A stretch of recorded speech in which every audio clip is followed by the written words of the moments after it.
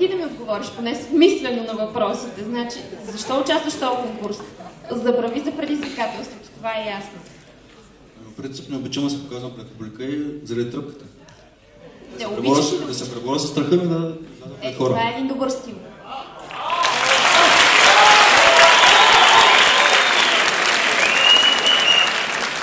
Виждам, че снимката, с която си изпратил всъщност, е от Red Models. Ти си модел в агенция? Не, това е само за реклама. Аха, добре. Имаш ли някакви подобни амбиции? Би ли станал модел? Манекен? По принцип не съм много... Не. Само мис първо на СС. Там се започва. Абе, това отзад твоя снимка ли? Да. Браво, бе. 4 години. Преди? 4. А в момента така ли изглеждаш като структура?